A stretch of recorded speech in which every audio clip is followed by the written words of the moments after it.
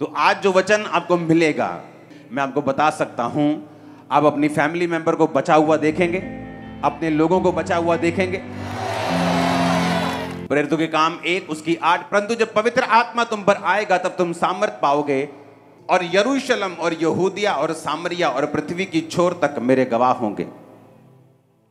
सबसे पहले परमेश्वर जो रूहें बचाने के लिए बोलता है वो यरूशलेम है। यरूशलेम है आपका घर, आपका ऑफिस, आपके रिश्तेदार, आपके जानने वाले लोग, आपके आसपास के लोग, आपके जॉब वाले लोग, आपके स्टाफ के लोग, आपके बिजनेस के लोग।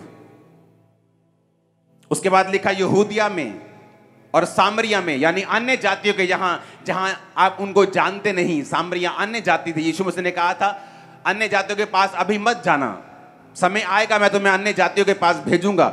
जब बाइबल कहती है पवित्र आत्मा उतरा, जब परमेश्वर का क्रूसिफिकेशन हो गया, जब वो जी उठा सब दुनिया के लिए, तो फिर परमेश्वर ने कहा अब तुम अन्य जातियों के पास भी जाना, क्योंकि पहले यरूशलेम, उसके बाद यहूदा और सामरिया में। एक व्यक्ति जब पवित्र आत्मा की सामर्थ्य से भरता है तो बाइबल कहती है यरूशलेम में, यानी अपने घर में, अपनी जॉब वाले स्थान के ऊपर, अपने परिवार में, अपने रिश्तेदारों में वो परमेश्वर का गवाह बनता है। उसके बाद जब परमेश्वर उसको सामर्थ देता है, ग्रेस देता है, उसके बाद वो उन लोगों के लिए भी मुक्ति का कारण बनता है जो उसको जानते नहीं, यहूदिया के लोग, सामरिया के लोग। फिर तीसरे तरह का मसा है कि पृथ्वी की छोर तक तो मेरे गवाह होंगे। ये उन लोगों के लिए है जो बुलाए गए हैं एक पास्टर के रूप में, एक अपोस्टल के रूप में, एक दास के रूप में, जो पूरी दुनिया में परमेश्वर के नाम का प्रचार कर रहे हैं। तो आज जब हम वचनों को सुनेंगे ये बात समझेंगे कि परमेश्वर ने क्यों ये लिखा है कि तुम धरती की छोर तक, पहले यरूशलेम में, फिर यहूदिया और सामरिया में, और उसके बाद धरती की छोर तक तुम मेरे गवाह होगे। अपने हाथों को उठाओ, बोलो जितना वचन आज मैं सुनूं, जितनी गवाहियां मैं सुनूं, मैं 100 गुना फलों को लेके आऊं। उठाओ अपने हाथों को, ऊंची आवाज में बात करो।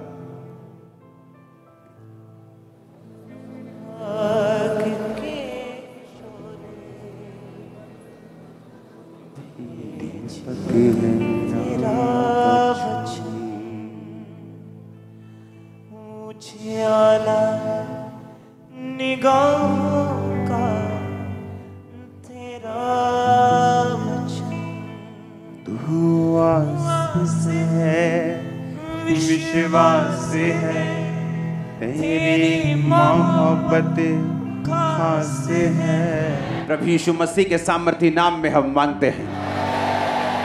इसलिए मैंने कहा था जब आपको ये मालूम हो जाए कि मुझे चर्च में फिजिकली प्रेजेंट रहना है, क्योंकि ये नॉर्मल संडे थर्सडे नहीं है कि आप लोग अनगैली कर दें। आपको जब मालूम होता है कि ग्रेस चर्च में अवेलेबल है, अगर ग्रेस है तो मुझे भी आलसी नहीं होना। अगर जीसस के बारे में मालूम है कि मेरे घर के बाहर से निकलना है तो मैं कल तैयार नहीं हो सकता। आज निकलना है तो मुझे आज छूना पड़ेगा अगर मैं रोगी हूं तो। अगर मुझे रोग से शिफा चाहिए आज मुझे जाना पड़ेगा, छूना पड़ेगा। और कई हजारों तरह के काम आपको आए होंगे, आज हजारों तरह के लोगों ने दिक्कतें की होंगी। हाँ कहीं ना, शैतान तंग कर रहा होगा पिछले दिनों से, ये ज्यादा तंग कर रहा हो, उसे मालूम है उसका किंगडम हिल चुका है। वो क्यों, उसे मालूम है जब डिलीवरेंस का टाइम आता है, जीसस क्राइस्ट ने अपने चेलों को पहले शब्द देके भेजा, जाओ और अशुद्ध आत्माओं को निकालो और बीमारों को क्या करो, कि लोगों को पहले डिलीवर करो। ये स्पिरिचुअल चीज है भाई, ये एक आत्मिक चीज है। डिलीवरेंस देना, हीलिंग करना, ये शारीरिक नहीं है। क्योंकि ये 2 हफ्ते 2 मीटिंग आज और अगले ये संडे, आज और संडे, सिर्फ सोल्स के बारे में बात होगी। उनको जीता कैसे जाता है, वो जीतनी क्यों जरूरी है, परमेश्वर का वचन परिवार के बारे में, घर के बारे में क्या कहता है, परमेश्वर का वचन आपके बारे में क्या कहता है, उद्धार लेना क्यों जरूरी है, उसकी इंपॉर्टेंस हमारी लाइफ में क्या है। अपने हाथों को उठाओ और हिलाओ, बाइबल को उठाओ, बोलो ये वचन मेरे लिए हो, मुझे शुद्ध करने का कारण हो। ऊंची आवाज में बात करो प्रभु से। तू आस है, विश्वास है, तेरी मोहब्बत खास है, तुझ तक ले आती है खुदा, जिसको तेरी लगन, दीपक है मेरी राहों का तेरा वचन। ऐस मेरी आंखों से तेरी दया से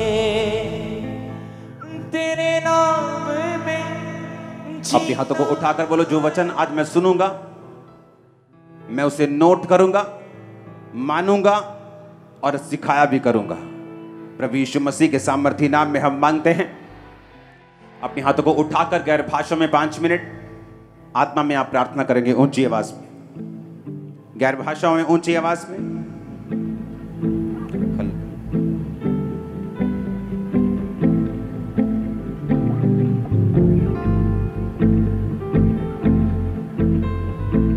प्रभु यीशु मसीह के सामर्थी नाम में हम मांगते हैं। आज जब आप ये वचन को सुन रहे होंगे, मेरा बिलीव है कि आप बचने की, सेव होने की ग्रेस खुद भी हासिल कर रहे होंगे और आपका परिवार भी हासिल कर रहा होगा। मरकुस 5 उसकी 19, यूहन्ना 1 उसकी 41, प्रेरितों के काम 16 उसकी 30 से 34 आयत। इसमें हमें यह मालूम होता है, मरकुस 5:19, परंतु उसने उसे आज्ञा ना दी साथ रहने की और कहा, अपने घर जाकर अपने लोगों को बता कि तुझ पर दया करके प्रभु ने कैसे बड़े काम किए हैं। यीशु मसीह ने उस पागल व्यक्ति को, जब उसने हीलिंग को हासिल किया और उसने कहा कि मैं तेरे साथ आना चाहता हूं, तो यीशु मसीह ने कहा, नहीं, तू मेरे साथ नहीं आ सकता। अब जाकर अपने घर को बता कि परमेश्वर ने तेरे लिए बड़े बड़े कार्य कैसे किए हैं। वचन ये कहता है वेरी क्लियरली कि परमेश्वर को ये चिंता है कि आपका घराना सेव हो, और ये बार बार परमेश्वर अपने वचनों के बीच से बता चुके हैं कि उसके वचन में लिखा है, यूहन्ना 1 उसकी 41 आयत, उसने अपने सगे भाई शमौन से मिलकर कहा, हमको ख्रिस्त अर्थात मसीही मिल गया। प्रेरितों के काम 16 उसकी 30 से 34, उसने उन्हें बाहर लाकर कहा, हे सज्जनों, उद्धार पाने के लिए मैं क्या करूं। ये वही जेलर था जब पौलुस और सिलास का भूकंप के साथ जेल टूट गई थी, परमेश्वर ने उन्हें आजाद कर दिया था, तो जेलर डर गया था। तो उसने कहा, मैं उद्धार पाने के लिए क्या करूं। उन्होंने कहा, प्रभु यीशु मसीह पर विश्वास कर तो तू और तेरा घराना उद्धार को पाएंगे। उन्होंने उसको और सारे घर के लोगों को प्रभु का वचन सुनाया। रात को उसी घड़ी उसने उन्हें ले जाकर उनके पांव धोए और उसने अपने सब लोग समेत तुरंत बपतिस्मा लिया। पौलुस ने कहा, तू बच, तेरा घराना जो है वो बचाया जाएगा। ऐसा क्या है घराने में कि परमेश्वर आपके घराने में इंटरेस्टेड रहता है। वचन में लिखा है कि जब परमेश्वर ने एक चेले को बचाया तो उसने सगे भाई पतरस को जाके बोला कि हमको मसीह जो है वो मिल गया, आ तू भी चल उस मसीह के पास जो हमको मिला है। और प्रभु यीशु मसीह ने उस पागल व्यक्ति से बात की और कहा कि तू अब चंगा हो चुका, तू मेरे साथ नहीं, मैं तुझे रहना चाहता कि तू मेरे साथ रहे, लेकिन तेरी कॉलिंग है कि तू अपने घर जाए और अपने लोगों को बताए कि परमेश्वर ने तेरे लिए कैसे बड़े बड़े काम किए। परमेश्वर ये इंटरेस्टेड है कि आपका घराना बचाया जाए। ये बिब्लिकल है, ये वर्ड में से है। बाइबल कहती है कि जो कोई परमेश्वर प्रभु यीशु मसीह को ग्रहण करेगा, बपतिस्मा लेगा, यकीन करेगा कि वो आया, मारा गया मेरे गुनाहों की खातिर, वो गाड़ा गया और तीसरे दिन मुर्दों में से जी उठा, तो बाइबल कहती वो उद्धार को पाएगा। कुरनेलियस जो अच्छे अच्छे काम करता था, लेकिन फिर भी परमेश्वर ने कहा, जा और पतरस को बुलाकर वचन सुन ताकि तू और तेरा घराना उद्धार पाए। आपके अच्छे काम आपको उद्धार नहीं दे सकते, आपके अच्छे काम आपको बचा नहीं सकते जब तक आपने प्रभु यीशु मसीह को ग्रहण नहीं किया। इसलिए कुरनेलियस को दूत ने कहा, जा और पतरस को सुन, बुलाकर वचन को सुन और बपतिस्मा ले, तू और तेरा घराना फिर उद्धार पाएंगे। और जेलर को भी उन्होंने यही कहा कि तू अगर प्रभु यीशु मसीह पर विश्वास करेगा और बपतिस्मा लेगा, तू और तेरा घराना उद्धार पाएंगे। परमेश्वर ने जक्कई को भी यही कहा था कि तू और तेरा घराना उद्धार पाएंगे। क्यों परमेश्वर आपके घराने में इंटरेस्टेड है? क्योंकि बाइबल कहती है परमेश्वर ये चाहता है कि आप बचाए जाएं, लेकिन आपके साथ साथ आपका घराना भी बचाया जाए। सबसे पहले हम ये जानेंगे कि क्यों साल्वेशन जो है वो जरूरी है। परमेश्वर ने कहा मत्ती 28 उसकी 18 से 20 आयत में जीसस ने कहा कि स्वर्ग और पृथ्वी का सारा अधिकार मुझे दिया गया है, तुम जाओ और सब जातियों के लोगों को चेला बनाओ, उन्हें पिता पुत्र पवित्र आत्मा के नाम से बपतिस्मा दो और सब बातें जो मैंने तुम्हें आज्ञा दी है मानना सिखाओ, और देखो जगत के अंत तक मैं तुम्हारे साथ हूं। परमेश्वर ने कहा जाओ और लोगों को बचाओ, चेले को कहा जाओ और लोगों को बचाओ, और साथ में मिरेकल्स पावर उन्हें दी हीलिंग करने की, डिलीवरेंस करने की, कि जाओ और लोगों को बताओ कि स्वर्ग का राज्य निकट आ चुका है। क्यों साल्वेशन पर इतना परमेश्वर ने जोर दिया? लोगों को मन फिराने के लिए क्यों बोला? सोच को बदलने के लिए क्यों बोला? क्योंकि बाइबल कहती है आपके अच्छे कर्म आपको स्वर्ग नहीं लेके जा सकते, क्योंकि स्वर्ग जाने का एक मात्र द्वार है प्रभु यीशु मसीह। जो कोई उस द्वार से नहीं है वो स्वर्ग नहीं जा सकता। यीशु मसीह ने खुद कहा मार्ग जीवन और सच्चाई मैं हूं। अब जब हमें साल्वेशन की मतलब समझ आता है कि परमेश्वर ये चाहता है कि हम सेव हों, हम बचें, हम अपने पापों से मन फिराकर तौबा करके स्वर्ग राज्य के वारिस हों, फिर वो ये भी चाहता है कि हमारा घराना भी बचाया जाए। लेकिन क्यों परमेश्वर ये चाहता है कि हमारी साल्वेशन इतनी इंपॉर्टेंट क्यों है? मैं आपको बताना चाहता हूं। नए लोगों के लिए साल्वेशन का इतना मतलब नहीं रहता। वो चर्च में एंट्री करते हैं हीलिंग के लिए, किसी ने बताया कि वहाँ हीलिंग होती है, डिलीवरेंस होती है, जाओ तुम चंगे हो जाओगे। उनको साल्वेशन से इतना मतलब नहीं होता, क्योंकि उनको पता नहीं होता कि साल्वेशन का मतलब क्या है, उद्धार का मतलब क्या है। मुझे प्रभु यीशु मसीह को ग्रहण करना है, मुझे पवित्र आत्मा पाना है, मुझे बपतिस्मा लेना है। मैंने तो पुराने टाइम में ये लिया हुआ है, मैंने तो फलाने जगह पे ये किया हुआ था, तो मैं बपतिस्मा कैसे ले सकता हूँ? लेकिन बाइबल कहती है कि मसीह में सब नई सृष्टि है, पुरानी बातें बीत गई। जब आपका जो मकसद यूनिवर्सिटी जाना है, जब स्कूल टीचर से आपका जितना मर्जी प्यार हो, जब पास आउट हो जाते हैं तो आपको स्कूल छोड़ना पड़ता है। अगर आप पुरानी जिंदगी छोड़ेंगे नहीं, आप उद्धार नहीं पा सकते। अगर आप दो जगह पांव रखेंगे, आप उद्धार नहीं पा सकते। क्यों उद्धार पे परमेश्वर ने इतना जोर दिया? और उसी उद्धार को देने के लिए परमेश्वर ने अपने चेलों को पावर दी कि जाओ और उनके मुर्दों को जिलाओ, जाओ और उनके लंगड़ों को चंगा करो, उनके कोड़ियों को शुद्ध करो, जाओ उनके दुष्ट आत्मा को निकालो। और ये सारी मिरेकलस पावर और साइंस एंड वंडर्स परमेश्वर ने इसलिए दिए ताकि वो ये विश्वास कर सके कि प्रभु यीशु मसीह हमारा उद्धार करता है और उसे ग्रहण कर सके और परमेश्वर के पीछे चल सके। ये सारी मिरेकलस पावर, ये हीलिंग टेस्टिमनीज, ये डिलीवरेंस टेस्टिमनीज, इनका एक ही मकसद है। वो मकसद है आपको उद्धार की ओर लेके जाना, आपको साल्वेशन की ओर लेके जाना, आपको परमेश्वर के साथ जोड़ना। यही मकसद है परमेश्वर का हीलिंग करने का। इसलिए परमेश्वर ने 38 साल के रोगी को बोला कि फिर से कोई पाप मत करना, ऐसा ना हो इससे भारी मुसीबत तुझ पे आ पड़े। अब 38 साल का रोगी जानता था। आपसे अगर मैं आपसे ये बोलूं कि गंदे काम मत करना दोबारा, तो आपको मालूम है कौन से गंदे काम आप करते हो। आपसे मैं बोलूं अच्छा फिर से बुरे काम मत करना, तो आपको मालूम होता है वो बुरे काम कौन से हैं। आप बोलते ठीक है जी मैं नहीं करूंगा। तो उस व्यक्ति को मालूम था कि वो पाप करता है, उद्धार से दूर है। इसलिए प्रभु यीशु मसीह ने जब कहा फिर से पाप मत करना, ऐसा ना हो इससे भारी मुसीबत उस पर आ पड़े, तो वो जानता था कि वो पाप, वो गुनाह कौन से हैं, क्योंकि यीशु मसीह ने उसको हील किया था ताकि वो पाप से अब दूर रहे, सेव रहे, साल्वेशन में और उद्धार में बना रहे। मेरी चर्च में एंट्री कैसे हुई? हीलिंग के लिए। मुझे मालूम हुआ कि चर्च में हीलिंग होती है। मेंटली अपसेट के अटैक होते थे, डिप्रेशन था, बहुत सारी बीमारियां थी, टूट चुका था, नशों में मरने वाला था, सुसाइड का सब तैयारी कर चुका था।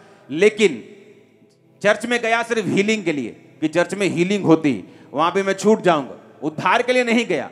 कितनी देर जाता रहा? हीलिंग के लिए। बपतिस्मा भी मैंने हीलिंग के लिए लिया था कि जल्दी ठीक हो जाऊंगा। लेकिन जब ये बात समझ आती है कि ये सारा कुछ परमेश्वर इसलिए कर रहा है कि आप उद्धार पाएं। बाइबल कहती है जब आदम ने पाप किया, उद्धार से दूर हुआ।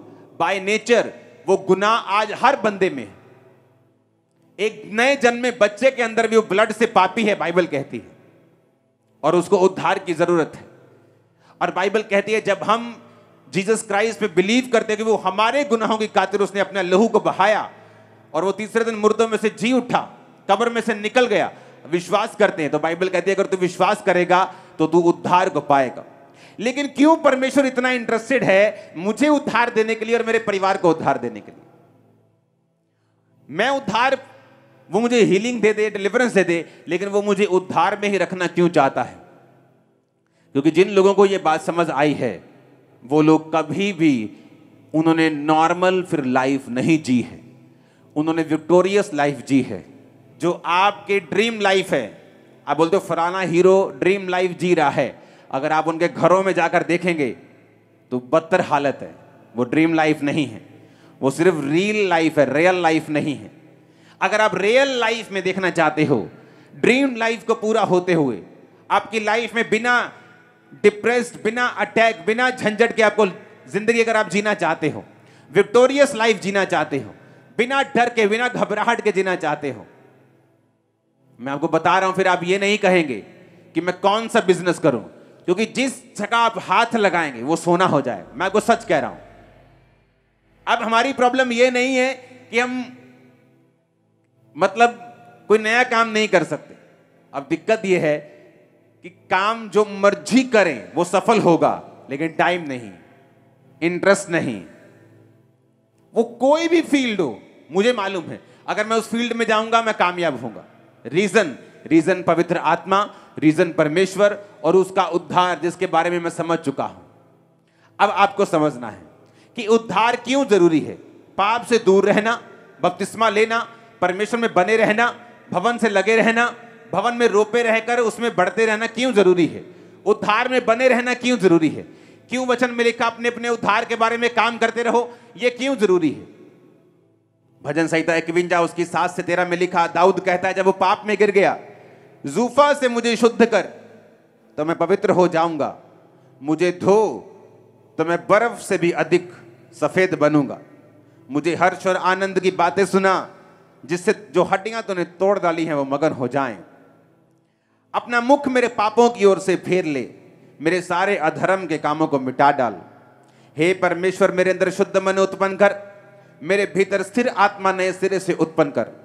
मुझे अपने सामने से निकाल ना दे और अपने पवित्र आत्मा को मुझसे अलग ना कर। अपने किए हुए उद्धार का हर्ष मुझे फिर से दे और उदार आत्मा देकर मुझे संभाल। तब मैं अपराधियों को तेरा मार्ग सिखाऊंगा और पापी तेरी ओर फिरेंगे। दाऊद ये बात अच्छी तरह से जानता था।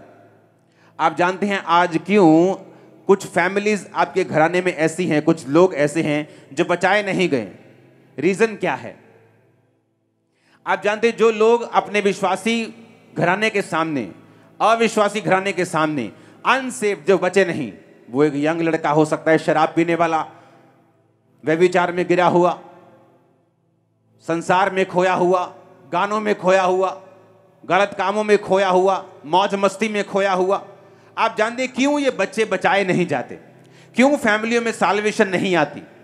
उसका रीजन ये है कि एक विश्वासी ना तो खुद उद्धार की कीमत को समझता है, ना तो उसमें बना रहता है, और तीसरा, ना ही उनकी जिंदगी अपने घर वालों के सामने ऐसी है कि वो उस जिंदगी से प्रभावित हो सके।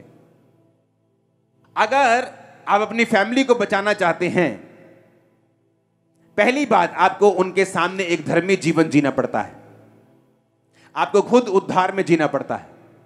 अगर आप चाहते हैं आपका बेटा, आपकी बेटी, बाप, मां, भाई, बहन, रिश्तेदार बचाए जाएं, तो आपको लिव राइट, आपको उनके सामने जिंदगी सही तरह से परमेश्वर में बने रह के, पवित्रताई में, पवित्र सामर्थ में, अनॉइंटिंग में, प्रेयर में, फास्टिंग में जुड़े रह के खुदावंद के साथ आपको जीनी पड़ती है, अगर आप चाहते हो वो बचाए जाएं। लेकिन इस पॉइंट से पहले मैं आता हूं उद्धार क्यों इंपॉर्टेंट है, और जिनको उद्धार का समझ आया वो लोगों ने क्या किया इस दुनिया में। यह बात समझ आ गई कि परमेश्वर ने कहा कि अन्य जातियां इसी वस्तु की खोज में रहती हैं। अच्छा घर लेना है, बेटे को कनाडा भेजना है, लड़की की अच्छी शादी करनी है, अच्छे कपड़े डालने हैं, बड़ा घर लेना है, गाड़ी। परमेश्वर ने कहा अन्य जातियां इन्हीं वस्तुओं की खोज में रहती हैं, पर तुम्हारा स्वर्ग के पिता जानता है तुम्हें इन वस्तुओं की जरूरत है। अन्य जाति उन्हीं चीजों की खोज में रहती हैं, दुखों के साथ चलती हैं, दुख मिले हुए उनकी सेवका, उनकी बरकत में भी 100 में से 2 कामयाब, 4 कामयाब होते हैं, उसके साथ भी दुख मिले होते हैं। परमेश्वर ने कहा तेरा पिता जानता है तुझे इन वस्तुओं की जरूरत है, तो कहता है पहले उसके धर्म और राज्य की खोज कर, तो ये सारी वस्तुएं तुझे पीछे पड़ के मिल जाएंगी। अब सुनो, दाऊद कौन था? दाऊद एक भेड़ों और बकरियों को चराने वाला एक घर का सबसे रिजेक्टेड पर्सन था। जब शमूएल मसा करने के लिए उसके भाइयों को आया, एक जन को आया जैसे परमेश्वर ने कहा था राजा होने के लिए मसा करना, तो वचन समझाता है कि दाऊद इतना रिजेक्टेड था, इतना भूला हुआ जन था। जैसे कि फैमिली में होता है ना, चाचा भूला हुआ होता है, चाचे को कोई याद ही नहीं करता। वो सारी फैमिली बताए चाचा है ही नहीं है। वो चाचा इतना लल्लू किस्म का है, इतना इफेक्टलेस है, इतना कमजोर किस्म का, उसको याद ही नहीं करता चाचा को। या चाचा ऐसा है कि कोई रिजेक्शन का आत्मा उसकी लाइफ में काम करता है। दाऊद इतना रिजेक्टेड था कि उसकी फैमिली इतना बड़ा फंक्शन हो जाए, क्योंकि अगर पुराने नियम में, आज तो आप विजिट करते हो, पुराने नियम में ऐसा कोई रिवाज नहीं था।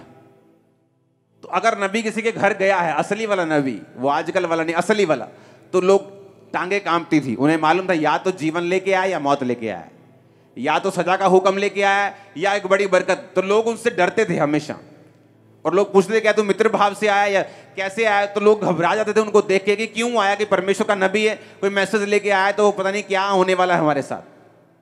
तो जब उनके घर में इतना बड़ा फंक्शन हुआ कि शमूएल नबी, उस जमाने का ऐसा नबी कि जिसकी बात धरती पे नहीं गिरती थी, वो आया, तो लोग दाऊद को भूल गए।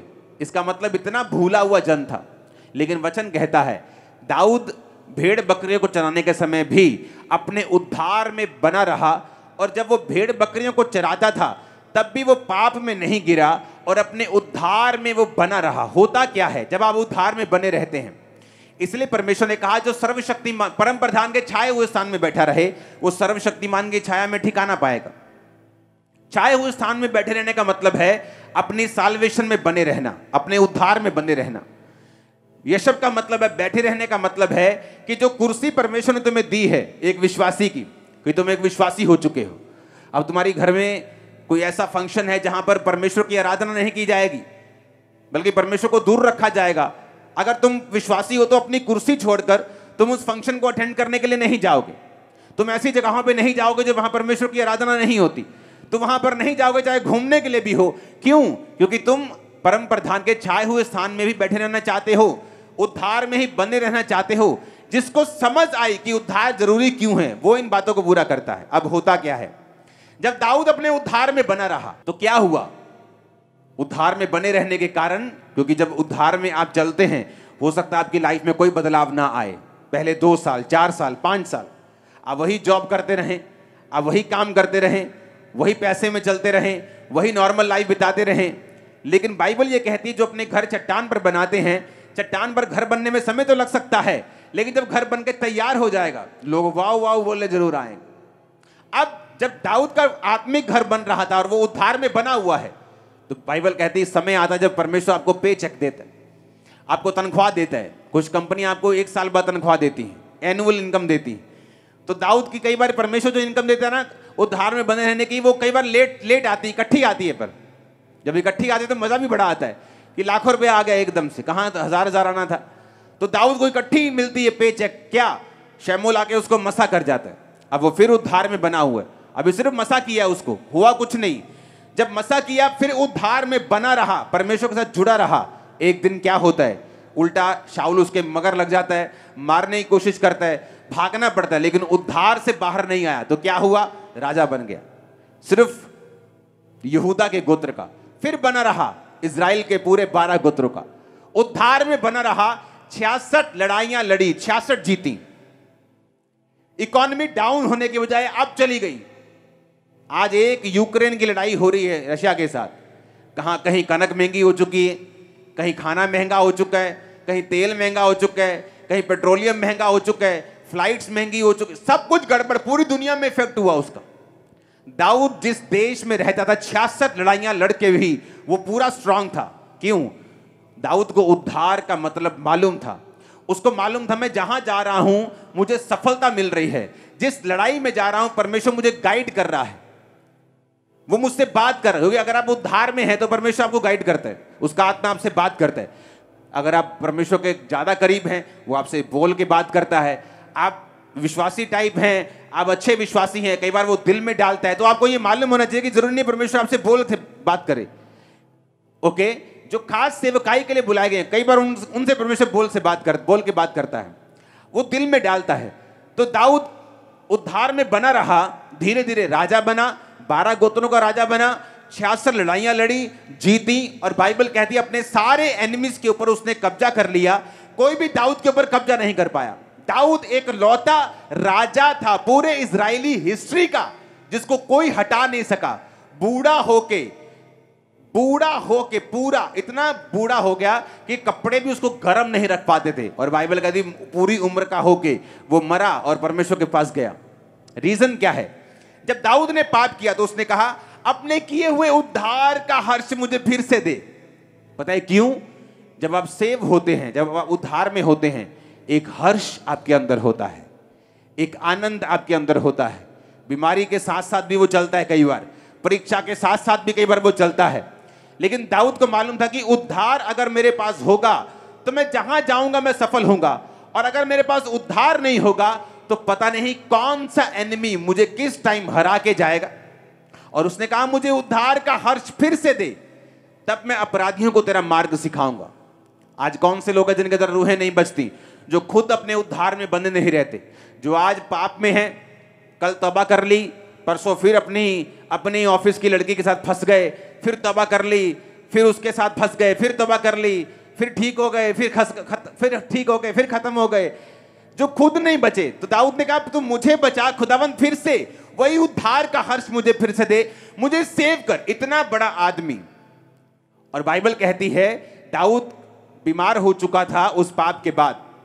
उसने कहा परमेश्वर ताकि जो हड्डियां तूने तोड़ दी वो मगन हो जाएं, क्योंकि वो हड्डियां के टूटने का रीजन यही था कि दाऊद पाप में था। उसे मालूम था कि मैं हीलिंग ना मांगू, मैं बरकत ना मांगू, मैं उद्धार मांगू, मैं साल्वेशन मांगू। जैसे ही उस साल्वेशन आएगी, उद्धार आएगा, तो परमेश्वर मेरे अंदर प्रवेश करेगा। पवित्र आत्मा मुझसे अलग नहीं होगा, क्योंकि जैसे आप पाप में होते हैं पवित्र आत्मा आपसे अलग हो जाता है। वरदान काम करते हैं, गैर भाषा उसी तरह काम करेगी, हीलिंग काम कर सकती है, प्रोफेटिक वर्ड काम कर सकता है, लेकिन उस बंदे को मालूम होता है कि परमेश्वर मेरे साथ नहीं है। दाऊद को मालूम था पवित्र आत्मा मुझसे निकल चुका है।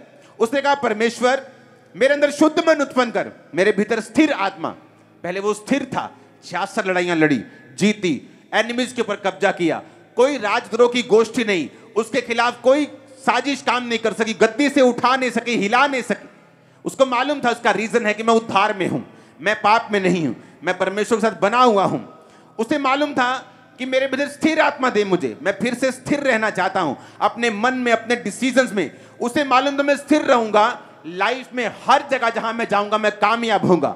मैं आपको बता सकता हूं, मैं आपको दावा कर सकता हूं, अगर आप लोगों ने उद्धार में बने रहे, इसको मेंटेन करके रखा, आप प्रेयर नहीं करेंगे कि मैं इस काम में कामयाब हो जाऊं, आप कामयाब होंगे 101%। आपका बिजनेस हो, आपकी जॉब हो, आपका काम हो, कुछ भी हो, परमेश्वर आपको बरकत देगा। रीजन, अगर आपने उद्धार में बने रहने का फैसला कर लिया है। दाऊद ने फैसला कर लिया, इसलिए बाइबल कहती है उसने उद्धार मांगा। उसने कहा प्रभु तू मुझे उद्धार दे, पवित्र आत्मा को अलग ना कर, ताकि जो हड्डियां टूट गई वो मगर हो जाएं, तब मैं अपराधियों को तरह मार। दाऊद को मालूम था साल्वेशन की वैल्यू का।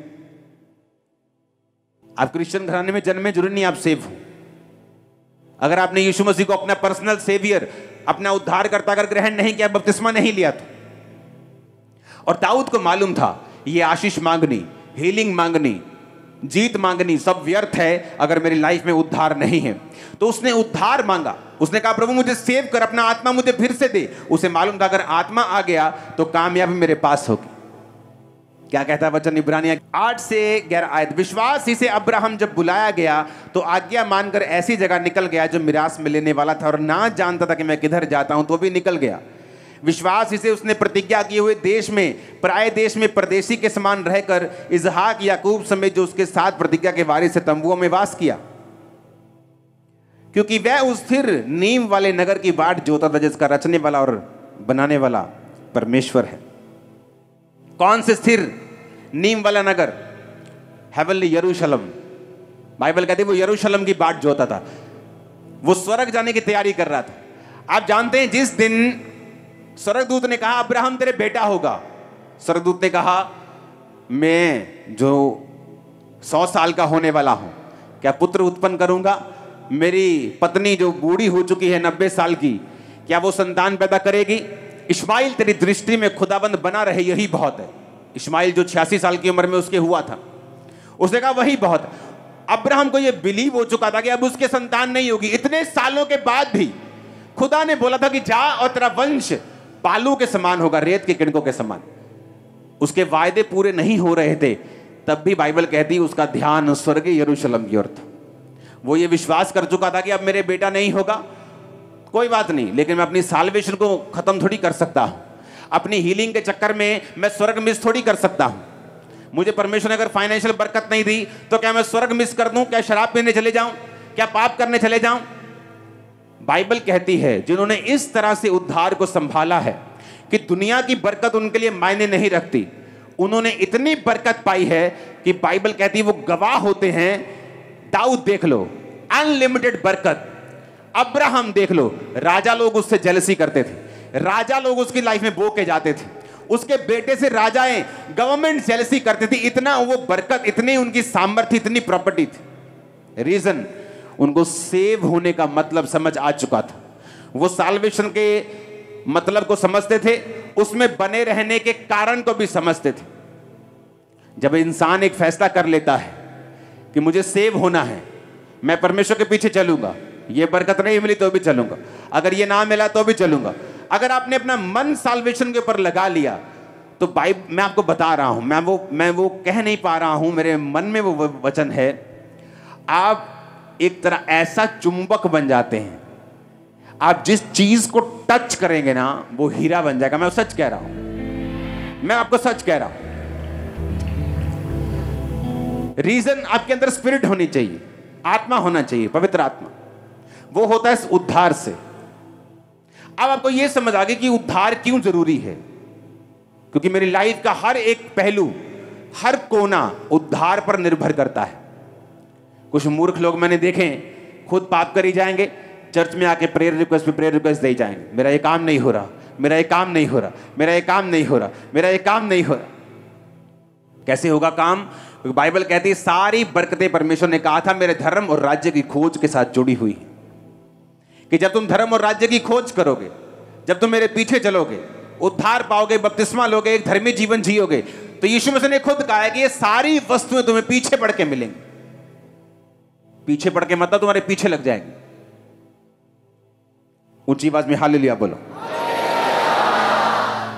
दाऊद और अब्राहम अपने साल्वेशन और अपने आत्मिक जिंदगी के लिए इतने कंसर्न थे, इतने चिंतित थे कि दाऊद जब बीमार था उसे हीलिंग की परवाह नहीं थी। उसे यही था कि जो गलती हो गई, मैं उद्धार से दूर हो गया हूं, मैं वापस आ जाऊं।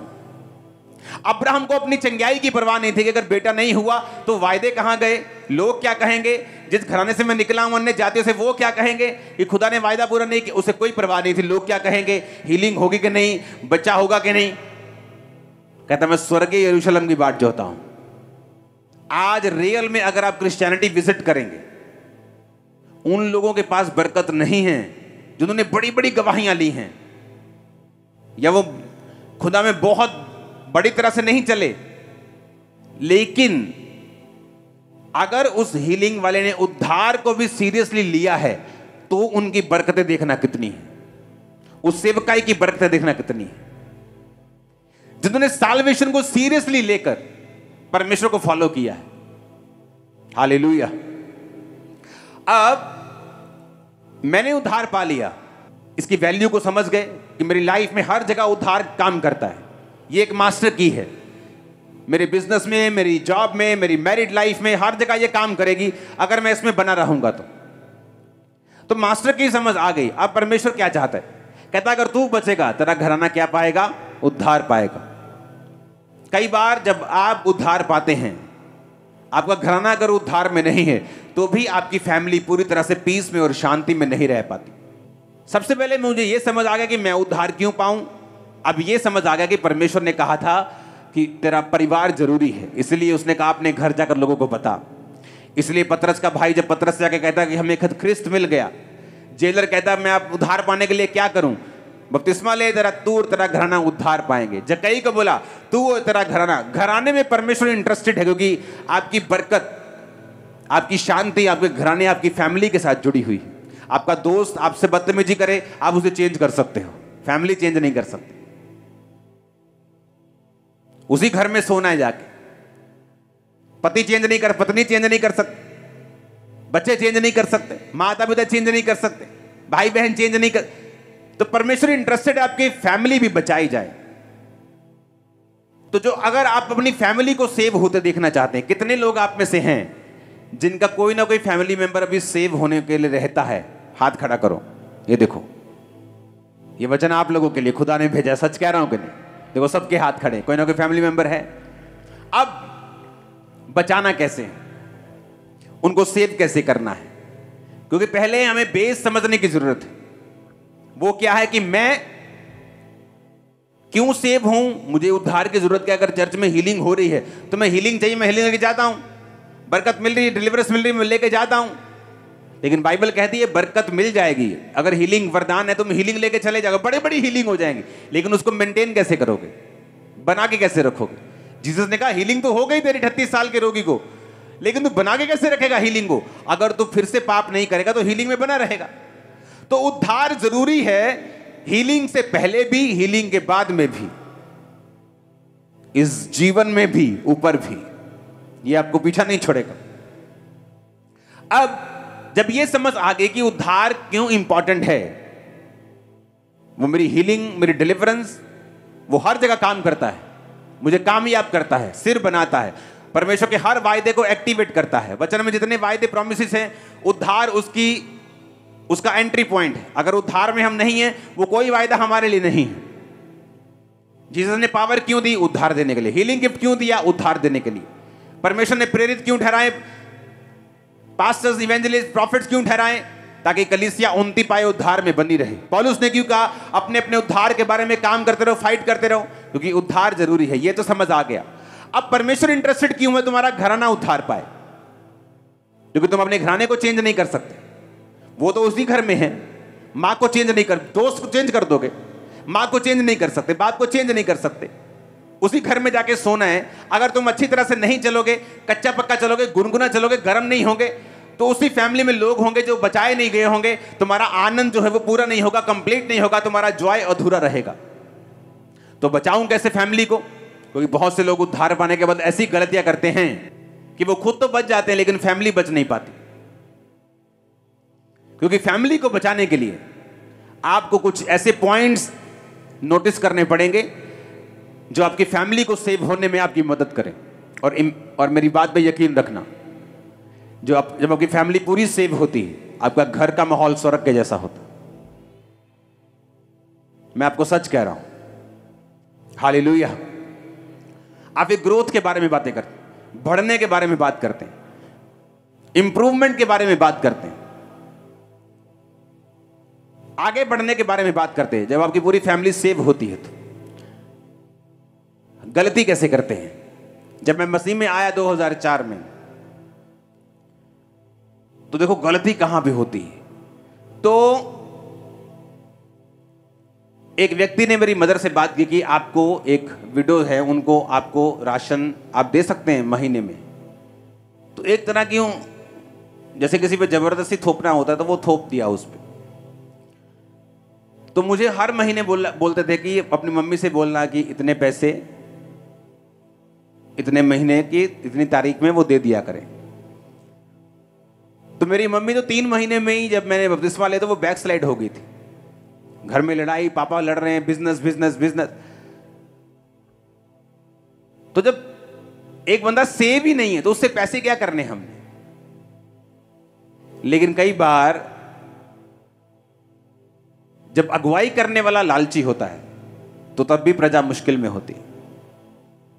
तो मैंने जाके बोलना, वो बुला रहे हैं, पैसे मांग रहे हैं, आपने वायदा किया था आपको देने, ਤੁਹਾਡੀ ਹੁਣ ਲੱਤ टुट जानी, देखो पैसे टाइम नहीं, ਤੁਹਾਡੀ बांह टुट जानी, प्रभु ने तेनों सजा। ऐसी बातें घर में होने लगी।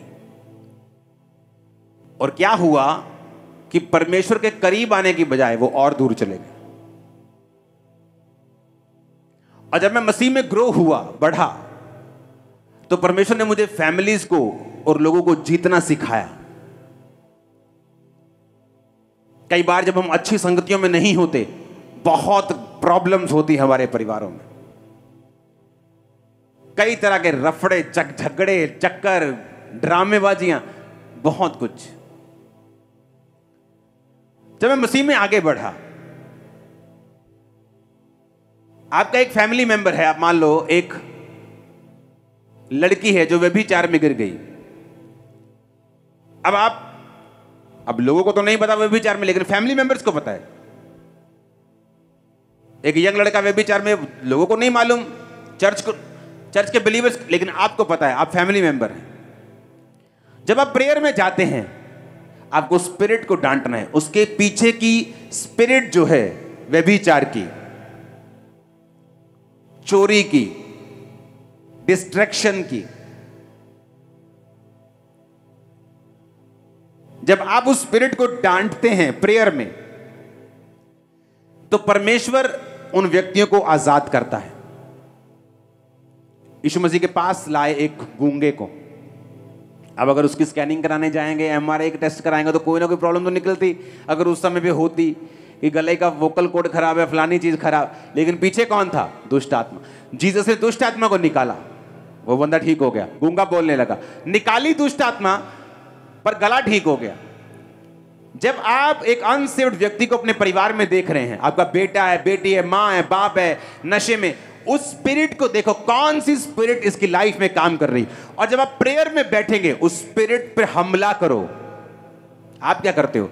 आप देखते हो कि आपका बेटा नशा करके, आप रोते हो, हाय तू नशा करके आया, आप रोते हो। प्रभु बोले, प्रभु कुछ कर, प्रभु कुछ कर, मेरे बेटे को।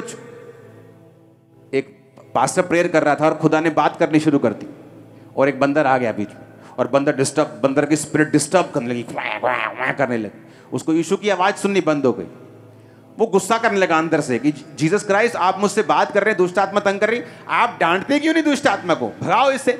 जब यीशु ने कुछ नहीं किया, तो गुस्से में आके बोला, ए दुष्ट आत्मा भाग जा। वो दुष्ट आत्मा चली गई। जीसस से बात हुई, उसने कहा, जीसस आपने दूर क्यों नहीं किया? जीसस ने कहा, तुझे दूर करना है, मुझे नहीं। पावर तुझे दी गई है। देखो, मैं सांपों और बिच्छुओं को रौंदने का और शत्रुओं की सारी सामर्थ पर किसे अधिकार देता हूं? खंबरे के बाहर आवाज जानी चाहिए, बोले मुझे। किसको अधिकार दिया है? पिछले थर्सडे मैंने बताया था, डिजर्नमेंट, परख का आत्मा। आप जब बैठेंगे, आपको मालूम होता है इस लड़की के अंदर डर का आत्मा है, इसके अंदर कंफ्यूजन का आत्मा है, इसके अंदर कमजोरी का आत्मा है। बिना चीज कमजोरी, यानी कि काम बहुत कर लिया, कमजोरी, दुष्ट आत्मा है उस कमजोरी का। डिस्ट्रैक्शन, नशा, व्यभिचार, दुष्ट आत्मा है। आप जब उनको देखते हैं, आप प्रेयर में बैठेंगे और आत्मिक आंखों से देखेंगे, वो तब खुली होंगी जब आपने सिलेंडर चोरी नहीं किए होंगे, बिजली चोरी नहीं की होगी, जब दिन में 10 चोरियां की हो, 10 चुगलियां की हो, तो आत्मा दिखाएगा क्या? आंखें तो बंद रहेंगी। आंखें बंद रहेंगी जब दारू पी के लड़का घर आएगा, देखेगा कुछ नहीं, आत्मा में रोती तुम भी रहोगी, और चर्च के पास्टर को भी साथ में तुम रुलाती रहोगी, पास्टर जी इसके लिए प्रेयर करो, 10 साल हो गए, कुछ हो नहीं रहा है। तो जब मैं उद्धार में हूं और प्रेयर में बैठा हूं, तो मुझे समझ आ रही है कि इस लड़के के पीछे एक ये वाली दुष्ट आत्मा है, इसके पीछे जादू उटोना है, इसके पीछे ये स्पिरिट है। तो जब मैं प्रेयर में बैठूंगा, उस स्पिरिट को ब्रेक करूंगा, इसके अंदर से खुदाबंद यीशु के नाम में जादू टोना, ये नशे की स्पिरिट, ये गंदी आत्मा इस बेटी से, इस भाई से आउट हो, आउट हो, आउट। जब आप प्रेयर माउंटेन की प्रेयर अटेंड करेंगे, उस प्रेयर में आप चलेंगे, अपने बेटे की, अपनी बेटी की, अपने भाई की, माँ की, बाप की, अपने रिश्तेदारों की, आप स्पिरिट को चेक करेंगे और डांटेंगे उन स्पिरिट्स को, उनको छोड़ के जाएं।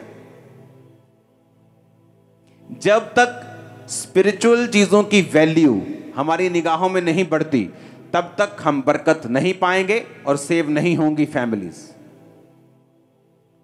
किसी के घर में कोई मर जाए, रोते लोग, रोते कि नहीं रोते? बताओ भाई, रोते कि नहीं? लेकिन किसी के घर में कोई आत्मिक मौत हो जाए तो लोग रोते नहीं। क्या आत्मिक मौत ज्यादा रोने योग्य है कि शारीरिक मौत? शरीर में मरे तो ऊपर स्वर्ग, आत्मा में मरे तो नीचे भी नरक और ऊपर भी नरक। तो कौन सी मौत ज्यादा रोने योग्य है? आत्मा की। क्या तुम रोए कभी? क्या कभी रो के प्रेयर की अपने बेटे के लिए जो बचा नहीं, अपने परिवार के लिए? क्योंकि हमने तैयारी नहीं की है उनके बचने की। हमें आत्मिक मौत ऐसी लगती है तो ठीक है, ओ नहीं ये चर्च नहीं जाता, ओ मैं नू कहना भी नहीं, बहुत बहुत दयालु बन गए जिदा ना, बहुत भले मानस का हुंदा बंदा ना, बहुत किते नहीं नहीं मैं नहीं कहता नू चर्च जान। तुम उसे धक्का दे रहे हो नरक की ओर। नीचे भी लाइफ नरक कर बैठेगा वो, और ऊपर भी नरक कर बैठेगा। जब लाइफ में, आंखों में, निगाहों में स्पिरिचुअल मौत का दर्द ही नहीं है तो तुम रोगे नहीं जब प्रेयर में बैठोगे। जब प्रेयर में बैठोगे और अगर आत्मिक मौत का दर्द होगा कि यह बंदा आत्मिक मरा हुआ है, ये फैमिली मेंबर, आप रो के प्रेयर करोगे, प्रभु इसे जी उठा, इसे छू, स्पिरिट को डांटोगे और उसके लिए प्रेयर करोगे। कितने मेरी बातों को समझ रहे हैं? आप उनके लिए, उनके सामने राइट रीति के साथ जियोगे। आप उनसे हमेशा प्रेम करोगे। आप उनके सामने हमेशा पेशेंस रखोगे। आपने 10 बार प्रीच किया, 11वीं बार वो फिर वही गलती करें, आप उन पे भड़क नहीं सकते कि तूने सुनता नहीं, मैं नहीं समझा, तू आ काम नहीं करना, यीशु मसीह मान। नो, आप नहीं कर सकते। साल्वेशन जबरदस्ती की नहीं है। आप एक मां होने के नाते उस पर मां का फर्ज अदा कर सकते हो कि आप उसको जबरदस्ती बोल दो कि आज तुझे चर्च चलना है, वो अलग बात है।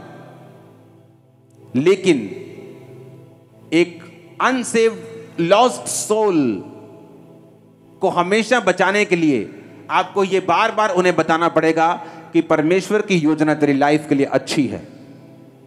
परमेश्वर तुझसे प्यार करता है। परमेश्वर तुझसे इतना प्यार करता है कि वो तेरी लाइफ को ब्लेस्ड करना चाहता है, तुझे खुश देखना चाहता है। परमेश्वर तेरे लिए भला सोचता है, उसकी योजनाएं तेरे लिए भली हैं। आप उसे 1 दिन नहीं, 2 दिन नहीं, 2 साल नहीं, 10 साल नहीं, 20 साल भी यही बात बताओगे जब तक वो बचता नहीं। आप अगर पेशेंस खो दोगे, धीरज खो दोगे, वो नहीं बचेगा। आप गुस्सा करोगे, वो नहीं बचेगा। ये गलती मैंने मसीह के पहले साल में की, जब थ्रेटन करके मैं चाहता कि इनको मसीह में लेके आया जाए। ऐसा नहीं होता, क्योंकि जिस ग्रुप में आप रहते हैं उसी के जैसी बातें आप बोलने लगते हैं। लेकिन बाद में जब मसीह में मैं ग्रो हुआ, समझ आया कि मसीह प्रेम है, गॉड इज लव, तो मुझे लव के बारे में प्रीच करना है और राइट लिव करना है। मैंने को बताया, जब मैंने अपनी माता को मैंने अपने सभी फैमिली मेंबर्स को बपतिस्मा दिया अपने भाई को छोड़ के, क्योंकि उसने मेरे साथ लिया था। एक भी जन को मैंने प्रीच नहीं किया बैठकर, उन्होंने मेरी जिंदगी को देखा और मसीह को ग्रहण किया। और जब पहले मैं लड़ के प्रीच कर रहा था, वो मसीह से दूर हो रहे थे। क्योंकि अगर आप सही तरह से जिएंगे नहीं, राइट कैरेक्टर के साथ उनके सामने सब कुछ नहीं लेके आएंगे, आपके फैमिली मेंबर्स नहीं बचेंगे। आप दुनिया बचा सकते हो, फैमिली मेंबर्स नहीं, क्योंकि दुनिया आपके गिफ्ट से बच जाती है, आपके कैरेक्टर से उनको लेना देना नहीं। कैरेक्टर आपको मेंटेन रखता है, बचा के रखता है, बना के रखता है। लेकिन फैमिली कैरेक्टर देखती है, करीबी लोग कैरेक्टर देखते हैं। हालेलुया, ऊंची आवाज में हालेलुया बोलो। तो फैमिली मेंबर्स को बचाना है तो स्पिरिट को रिकॉग्नाइज करना है, कौन सी उनकी लाइफ में काम करती है, उसको डांटना है। वो आलस की स्पिरिट है, डर की स्पिरिट है, कमजोरी की स्पिरिट है, अशुद्धता की स्पिरिट है, वो कौन सी स्पिरिट है, आप उसको स्पिरिट को पहचान कर उसको डांटना है।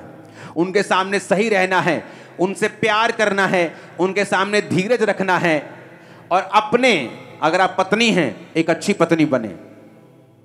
आपके घर के बर्तन गंदे हो सारी रात और आप बोले मैं प्रार्थना करने बैठ गई थी और घर की सफाई ना हो, और आपका पति बचा हुआ नहीं है, तो वो आप खुद एक रुकावट है अपने पति को सेव करने में। आप बोले मैं तो सेवक हूं, मैं तो पास्टर हूं, और आपकी पत्नी भूखी और बच्चे स्कूल जाने से बैठे हों, आप एक अच्छे पास्टर नहीं हैं। कृपया करके सेवकाई छोड़ दें, क्योंकि जीसस ने कहा जो अपना घर नहीं संभाल सकता वो सेवा नहीं कर सकता। अगर आप कैरेक्टर में नहीं हैं, सुनो, लोग बोलते हैं अच्छा बिजनेस में फेल हो गए, चलो पादरी बन जाओ। अगर तुम बिजनेस में फेल हो गए, तुम चर्च में भी फेल हो। तुम्हें पहले कोई चेला ताश नहीं खेल रहा था जब जीसस ने बुलाया, कोई नाव पर जाल धो रहा था, सब काम कर रहे थे। कोई चाहे बड़े लेवल का काम कर रहा था, कोई छोटे लेवल का काम कर रहा, लेकिन सब काम कर रहे थे, कोई वेला नहीं था। अपने आप को वेले रहने से बचाओ, अपना एक नमूना बनाओ, अपनी फैमिली में एक नमूना पेश करो, अपने आप को एक कांटेक्ट पॉइंट की तरह रखो कि जीसस का आप कांटेक्ट पॉइंट है जिसके जरिए से परमेश्वर ने साल्वेशन देनी है। अगर उसको आप करप्ट करेंगे, खराब करेंगे, तो आप यीशु मसीह की योजना के ऊपर एक रुकावट डालेंगे। कितने इन बातों को समझ रहे हैं? उद्धार क्यों जरूरी है समझ गए, क्यों लेना है समझ गए, यीशु मसीह ने पावर क्यों दी, हीलिंग क्यों दी समझ गए, खुद उद्धार लेना है क्यों ये समझ गए, परिवार क्यों देना है ये समझ गए। और मैं आपको बता रहा हूं, आप जब राइटली जिएंगे, सही रीति के साथ जिएंगे, आपका बेटा आपको चोरी के पैसे लाके देता है, आप एक विश्वासी मां है, किस हाथ से किस मुंह से उस पैसे को पकड़ती हैं और किस हाथ से उसका आटा दाल और चावल खाती हैं, आप सेव नहीं है। आपको सिखाना है, चाहे कुछ दिन भूखे रहो, कुछ दिन दुखी रहो, क्योंकि राइट स्पिरिट में रह के हमें परमेश्वर में बढ़ना है ताकि हम सेव हों और हमारे परिवार बचाए जाएं। हालेलुया। आप जब राइट जिएंगे, आप देखना ग्रेस काम करेगी। एक पास्टर अपनी चर्च में प्रीच करता था, प्रीच कर करके थक गया, लोग नहीं सुधरे।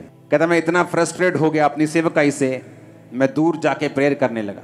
कुछ हफ्ते मैंने प्रार्थना में बिताए और जब मैं वापस आया तो कहता पुलपिट में मैंने प्रचार शुरू भी नहीं किया था, अभी वर्शिप भी कर रहा था, लोग रोने लग गए, प्रभु मुझे माफ कर, आज मैं तौबा करता हूं, तौबा करती हूं। रीजन, जब आप खुद परमेश्वर के साथ सही हो जाते हैं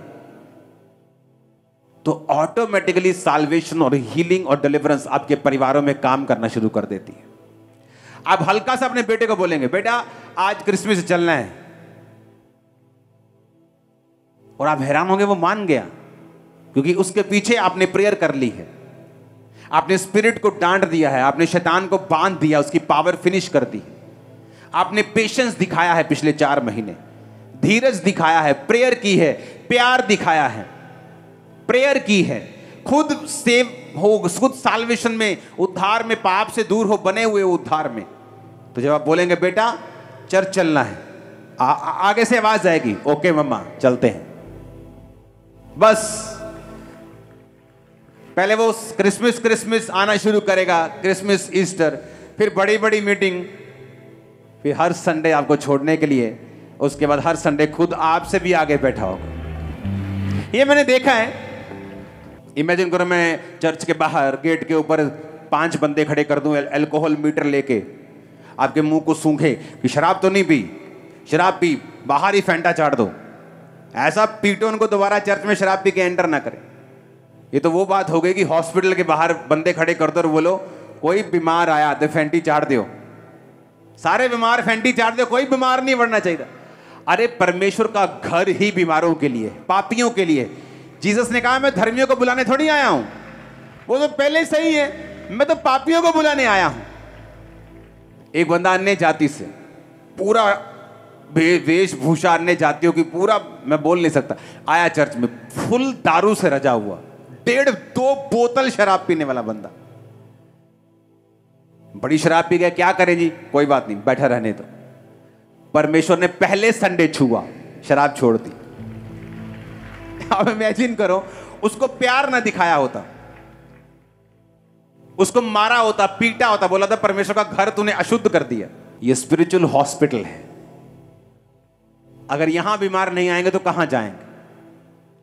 आपको नशे वाले मिलते हैं तो बोलो कोई प्रॉब्लम नहीं, आ जाओ।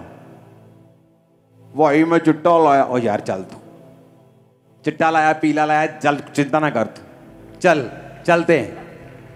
नशा किया, कोई बात नहीं, नशा करके अपने घर जाते हो ना, वो भी खुदा का घर है, आ जाओ, कोई बात नहीं। अगर जीसस जीवित है तो छू लेगा उसको, बचा लेगा उसको।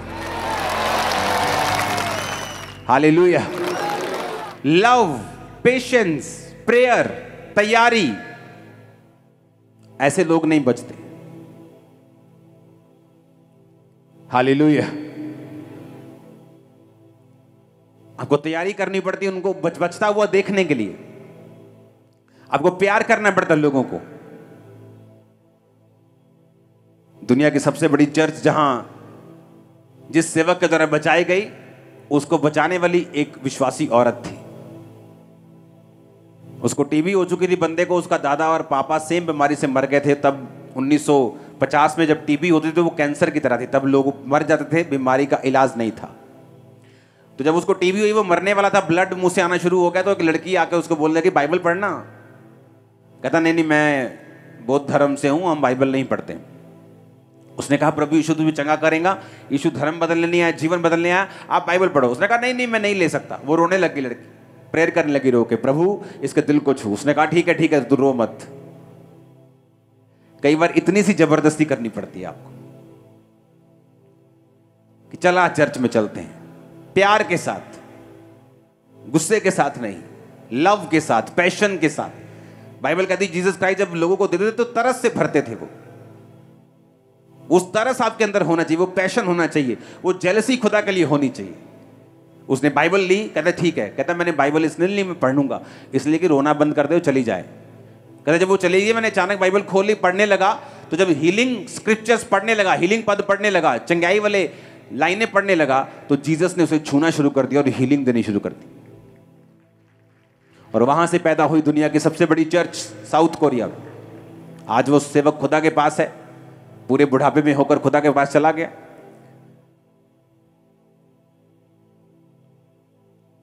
हालेलुया। अब अपने घरों में लोगों को इनवाइट करते हैं, प्रीच करते हैं। तो ऐसा भी होता है कि आपके घर के बाहर एक नॉन बिलीवर आया और आपकी मीटिंग से घर के बाहर सिगरेट पी रहा हो और आप उस पर गुस्सा करते रहे, तो तेनों नहीं पता तू चर्च आया है।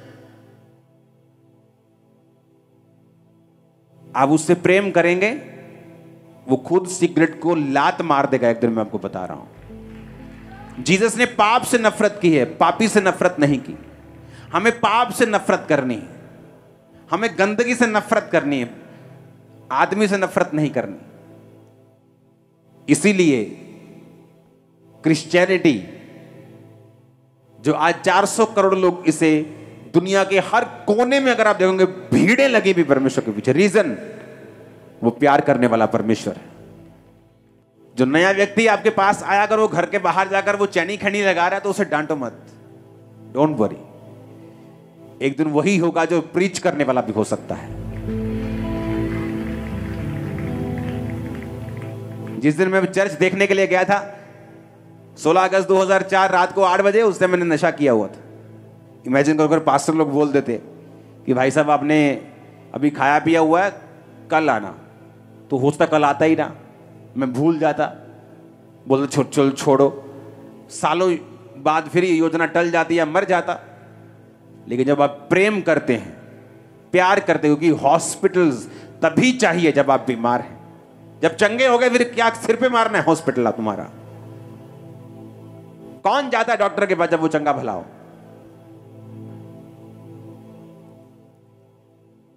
आज के बाद ये ग्रेस आपके सिर पे होगी रूहों को बचाने की।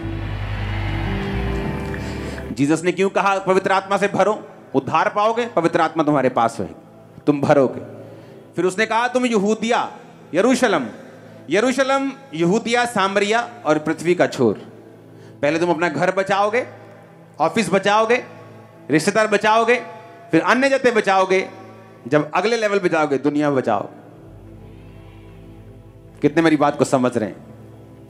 इसलिए उसने कहा जब तुम उद्धार में बने रहोगे तो पहला टारगेट फैमिली, फिर अन्य जाति लोग, तुम्हारे घर मोहल्ले के, तुम्हारे नगर के, तीसरा फिर पूरी दुनिया। अपने हाथों को उठा